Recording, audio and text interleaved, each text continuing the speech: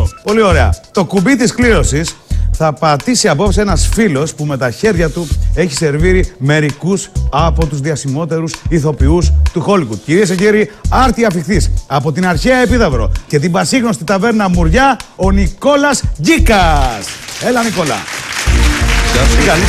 Καλά είσαι.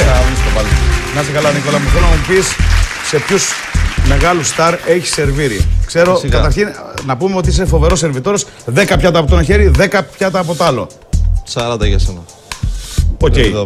Πες μου, σε παρακαλώ, ποιους έχει σερβίρει τώρα. Λοιπόν, έχουμε Kevin Spacey, Ethan Hawke. Μπράβο.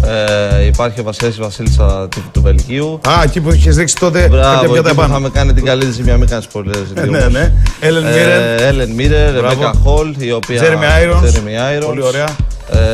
Υπάρχουν ηθοποιοί βέβαια και πάρα πολύ μεγάλοι ηθοποιοί Έλληνες. Θέλω να μου πεις, έχει σερβίρει τον αγαπημένο μου, τον Μάρλον Μπράντο παλιότερα, δεν τον έχεις προλάβει, έτσι. Όχι. Τον Ονό. Όχι, όχι. Ούτε τον Ονό. Εγώ δεν έχω προλάβει. Τώρα που είπα Ονό, ποιος μου ήρθε στο μυαλό. Τον εθνικό γιατρό τον έχει σερβίρει. Τον Αφέντη, ποιος είναι. Στροσκάν. Όχι, φυσικά έχουμε και μια έρθει, ηλικία. δεν υπάρχει, εντάξει, δεν θα έρθει υπάρχει, κάποια στιγμή, θα περάσει και από εκεί αυτό, θα τον δεις. Θα έλεγα πρόεδρο, αλλά όταν λέμε πρόεδρο εδώ στο Λότο εννοούμε ή τον κύριο Ευσταθόπουλο ή τον κύριο Ιγκλέση ή τον κύριο Χριστόπουλο που έχουμε σήμερα. Καλησπέρα, 3.200.000 ευρώ και Νικόλα, Είμαστε έτοιμοι. μπορείς να σερβίρεις το κουπί.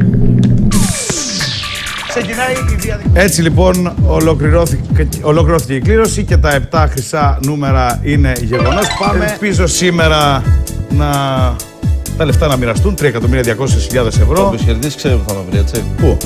Στην Επίδαυρο, φυσικά. Στην Επίδαυρο, στην αρχαία Επίδαυρο. Είχαμε και εκλογές εκεί. Ναι, είχαμε την Κυριακή. Είχαμε αρκετά. Επαναληπτικές εκλογές όμως, όχι για το 2010, Όχι. αλλά για το 2006. Είχε γίνει μια ένσταση τότε ακριβώς. και πάλι εκλογές και έτσι βγήκε δήμαρχος για 25 μόνο μέρες. Μπράβο, ακριβώς όπως τα λες. Παγκόσμια πρωτοτυπία. Για 25 μέρες βγήκε δήμαρχος και θα παραδώσει Έτσι. στο δήμαρχο που βγήκε στις εκλογές του 2010 την τα λες σκητάλη. ακριβώς. Απίστευτο. Λοιπόν, να ευχαριστήσουμε πάρα πολύ τον καλύτερο σερβιτόρο. Σε περιμένω τον Νικόλα οπωσδήποτε για Γκίκα. δεύτερη φορά. Πάλι στη Μουριά, λοιπόν, στην αρχαία Επίδαυρο.